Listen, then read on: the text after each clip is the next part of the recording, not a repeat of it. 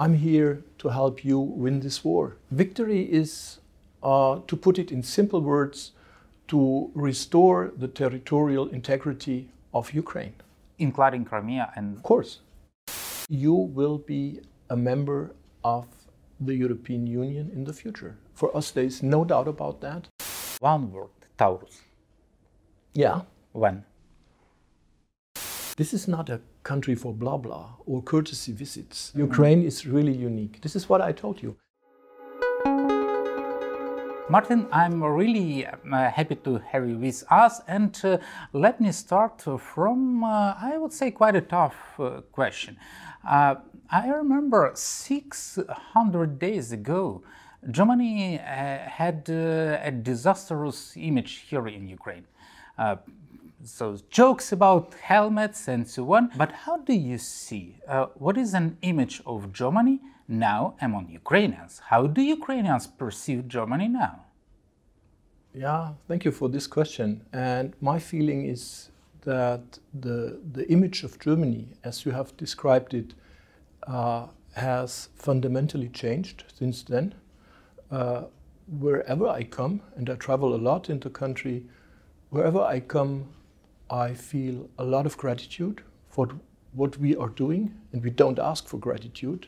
It is just expressed by my partners and interlocutors. And I think people realize that Germany today is the second largest donor after the US. No other country is giving that much support to Ukraine as we do. And that is well received. And this is why my feeling is that Germany's image in Ukraine is a good one. This does not mean that we can't improve it. We should work on that. I'm ambitious in that regard. But after 600 days of war, there is really now a good fundament. And recently, we as an embassy, we undertook a poll just to find out where Ukrainians place us, also compared to other nations. And I'm pleased to say that Ukrainians rate us at the same level as the European Union as a whole. And for example, we are very close by when it comes to the Baltic states. And I think this is encouraging. This does not mean that we would stop here. I think a lot more is to be done, but the basis is a good one. Recently at ambassadors meeting in Berlin, the data was disclosed that image of Germany worldwide is, well, is connected with words like undecisiveness, unwillingness. Did you manage to avoid that in Ukraine, or it's also here? I think in that regard, Ukraine is an outlier, because here in this country, and this is my feeling and the feedback I'm getting when I talk to people, people understand that we take decisions, that we keep our word, and that we deliver support. And we can be sure that this military support would be preserved? Yeah. Preserved till? As long as it takes. The meaning of as long as it takes is we will stand by your side as long as it is necessary. And this definitely not mean that our partnership and cooperation would end then, because we have a joint future. My mission here in the country is twofold. First mission is I'm here to help you win this war.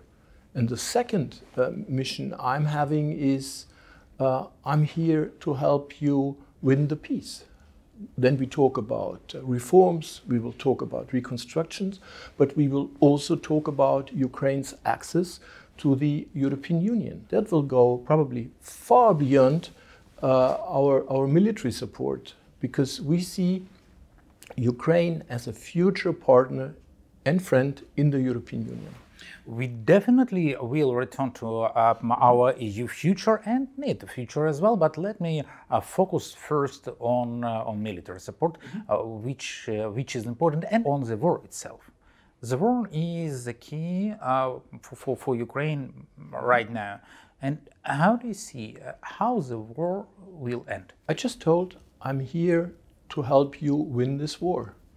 And at the end of this war, Ukraine should prevail.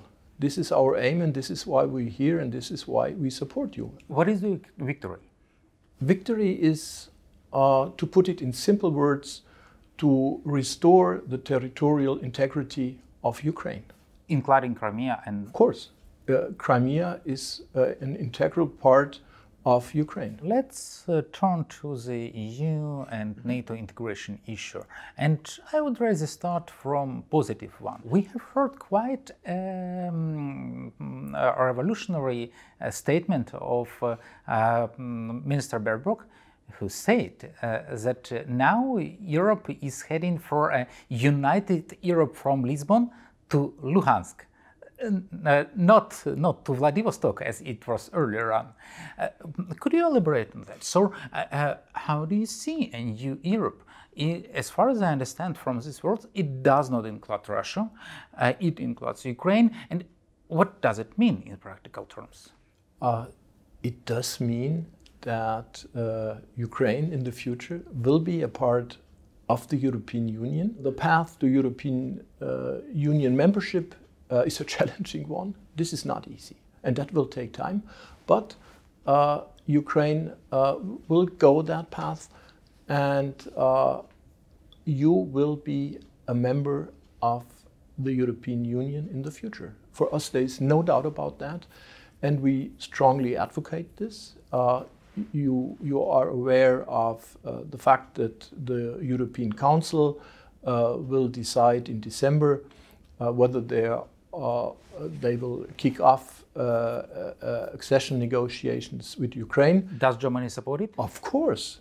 We do not only support it, we really advocate it, and we work for it. And also we have heard some statements, for instance, from the President of the European Council, Charles Michel, that 2030 is a realistic date for future accessions. Do you share a view that it's realistic for Ukraine if, of course, if Kyiv fulfills all the tasks to be ready for accession by 2030? It's honestly, it's difficult to make forecasts in that respect. Becoming a member of the European Union means that you, as an accession country, you adopt all the legal framework of the European Union. So you need to swallow it and to digest it, and you need to align your national legislation accordingly. So that takes a lot of time. And this is not like a menu in a restaurant. You can't say, oh, I skip the starter, I go for the main course, and I don't want to have a dessert. Meaning, you buy it as a whole. You can't say, I go for the single market, but I'm not interested in migration or social policy, or what is done in the field of scientific cooperation is of no interest to me. This is not how the European Union works. So you have to buy it as a whole. And this is why it is really challenging. And my feeling is that Ukraine today, already today, is doing as much as they can. So that is impressive.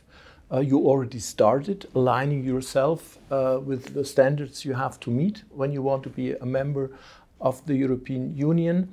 But still, it will take time. And I think we must be very honest.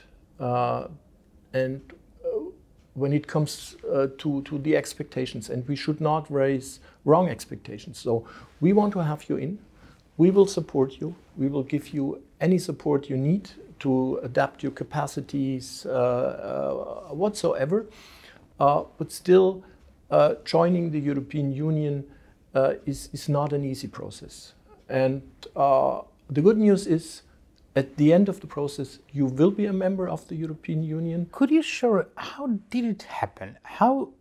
What has happened with Germany, which was an opponent of European integration of Ukraine for years, and now turned to be an advocate. I don't find that so surprising. We simply recognize that there is now a strong political will, a clear determination on the Ukrainian side to join the European Union, which is good, because this is the most important precondition. You must want to join this club. And we clearly see that. And we also see that your government, your institutions are working very hard to adapt yourself to these standards. And this is why we support it. Now, Europe reaches from, or in the future, the European Union will reach from Lisbon to Luhansk. That is true. That includes Ukraine, but that also excludes a certain part of Europe. And this is clearly the consequence of this ongoing war launched by Russia. It's high time to talk about NATO. Let's not hide the reality that Germany, along with the United States on another side of Atlantic, but in Europe, Germany is the only country which is actively opposing Ukrainian membership into NATO. We have seen that in Vilnius. What is the reason? No, we are not actively opposing Ukraine membership. No, don't think that. It is, to us, it is clear that the future of Ukraine is within the European Union and NATO.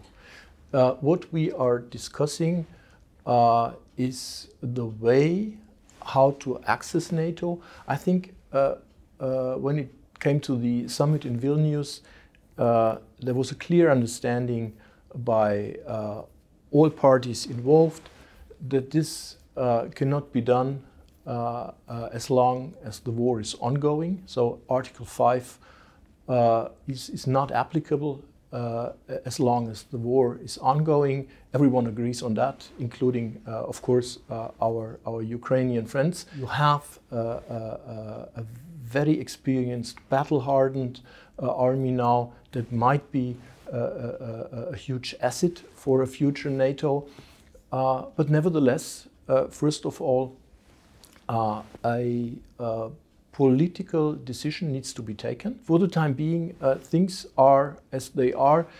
And in Vilnius, at the sidelines of the summit, it was not by accident that the G7 member states, the group, they offered what we call security assurances to Ukraine, just to make sure and really to prove that our support is not only reliable but also sustainable. So we stay with you, we support you, and we wish that you will have success at the front lines, that you do your reforms, and we go all that way along with you. Do you realize that accession to the NATO and invitation are different steps? An invitation does not imply Article 5.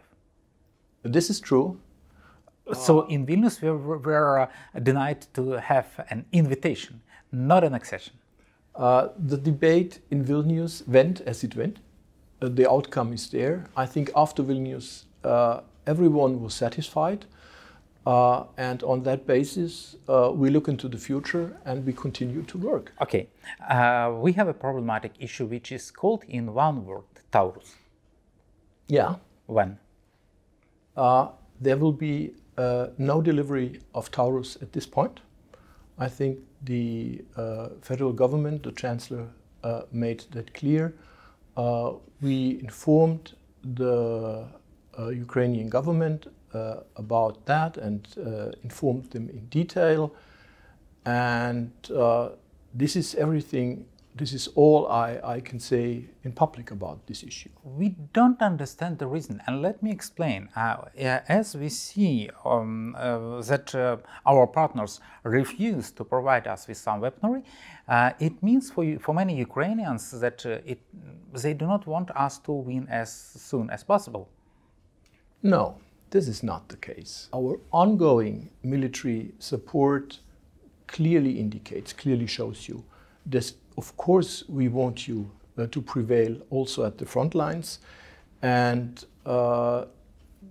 with the recent decision about Taurus came also the decision that we would provide you with an additional 1 billion package, including really important elements when it comes to air defense. I think today Germany is, maybe besides the US, we are the leading nation when it comes to air defense. And a few days ago, we made public that we would send one additional Patriot system, a complete system to Ukraine, meaning a command unit, radar, a number of launchers, missiles, the complete package.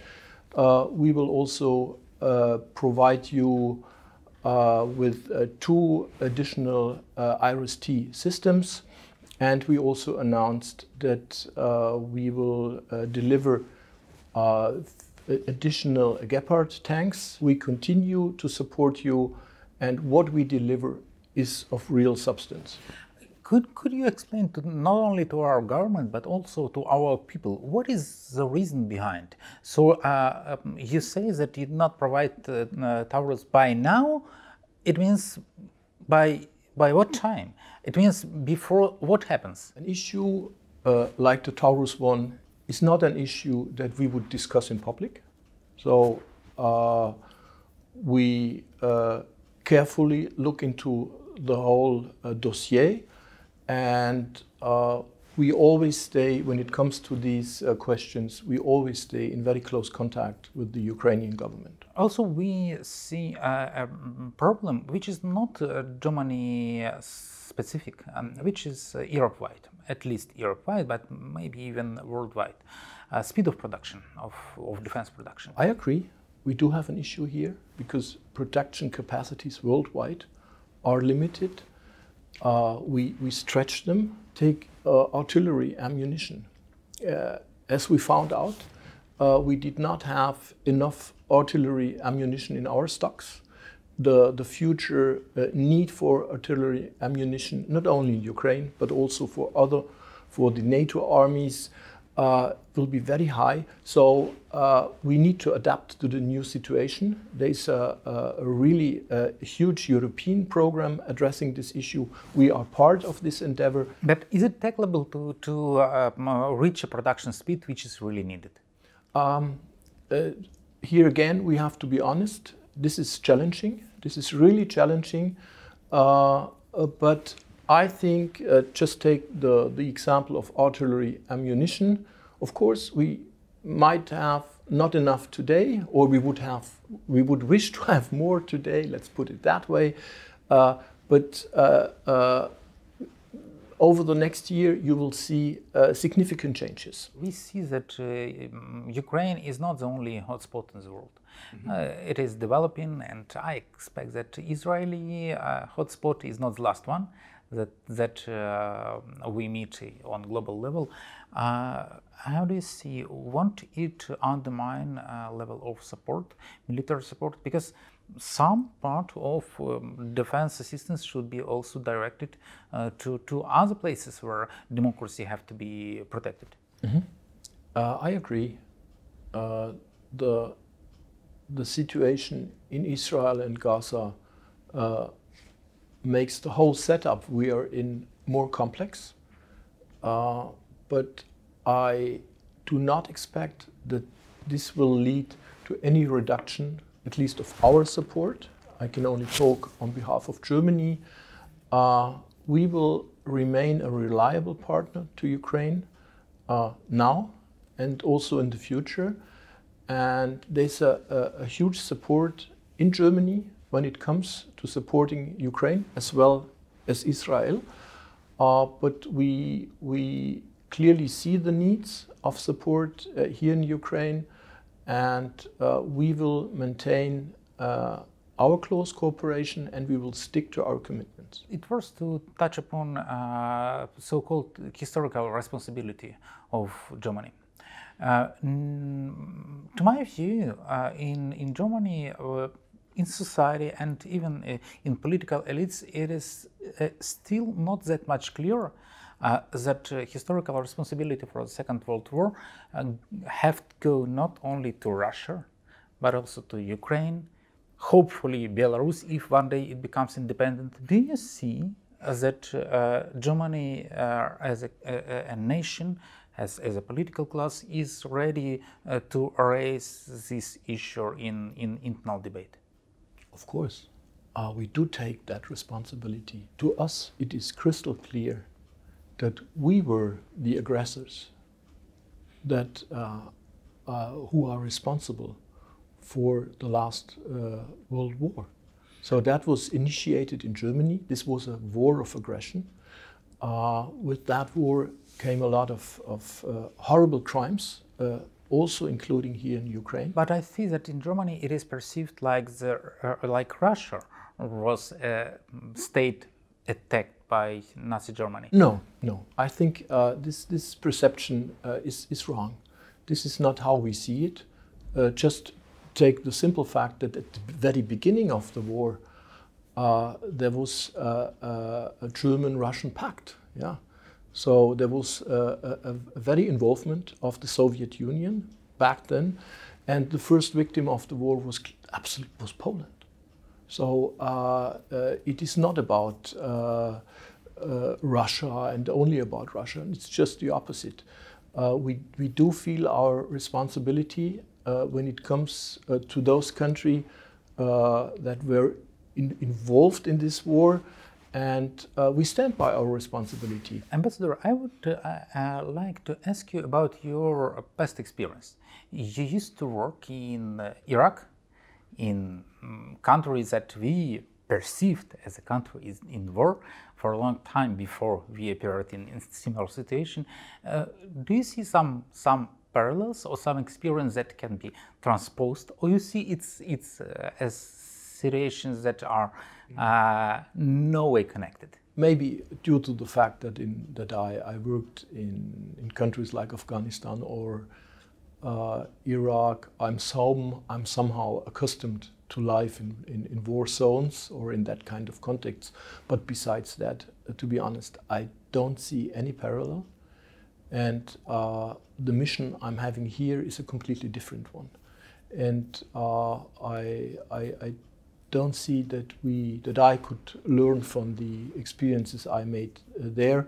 I rather draw from the experiences I have made as a former Vice Minister for Economic Cooperation and Development, because in that function I worked with the World Bank, with the international players.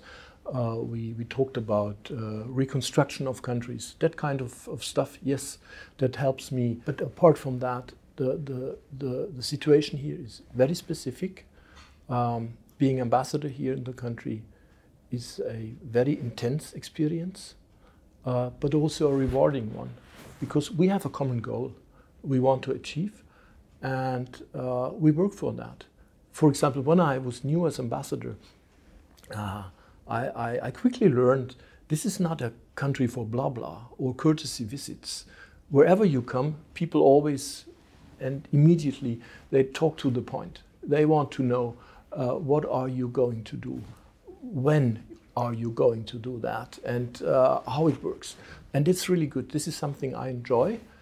It is not the classical diplomatical thing you might do probably in other countries, and this is rewarding.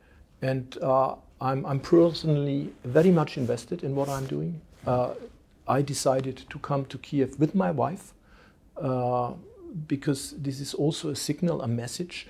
We trust in your country, and we do it together. And if I'm not mistaken, you're the first foreign ambassador, at least ambassador of the EU member states, who was allowed to bring family here in Kyiv. I don't know about that, but let me simply state, my wife came with me. Yeah, that's true.